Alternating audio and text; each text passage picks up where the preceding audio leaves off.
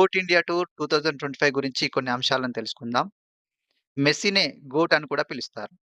Goat అనగా greatest of all time. ఇతను భారత పర్యటనలో భాగంగా 4 చారిత్రాత్మక నగరాలను సందర్శించాడు.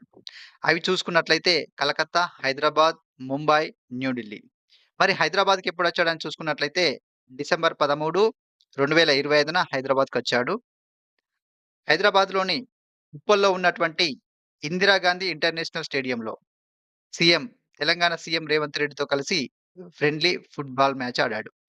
ఈ మ్యాచ్ ఎవరెవరి మధ్య జరిగిందని చూసుకున్నట్లయితే అపర్గా మెస్సీ మరియు సింగరేణి ఆర్ఆర్ జట్ల మధ్య ఈ మ్యాచ్ జరిగింది.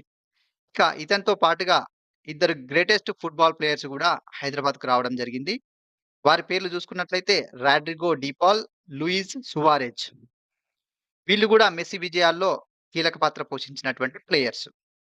ఇక మెస్సీ పర్సనల్ డీటెయిల్స్ చూసుకున్నట్లయితే మెస్సీ పూర్తి పేరు లియోనెల్ ఆండ్రెస్ మెస్సీ.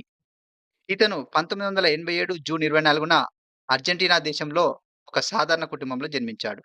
ఇతను చిన్న వయసులోనే గ్రోత్ హార్మోన్ డెఫిషియన్సీ అనే ఒక ఆరోగ్య సమస్యను కూడా ఎదుర్కొన్నాడు.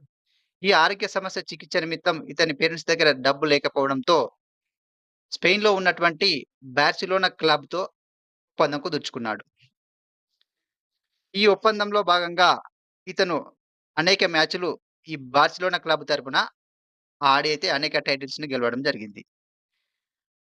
దాదాపు ఒక 677 గోల్స్ గూడా చేశాడు. ఇలా బార్సిలోనా క్లబ్ తరపున ఆడుతున్న రోజుల్లో దేశ ప్రజల నుంచి ఒక విమర్శను ఎదుర్కొన్నాడు.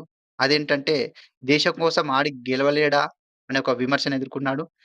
దీంతో ఇతను 2021లో కోపా అమెరికా మ్యాచ్ ఆడాడు.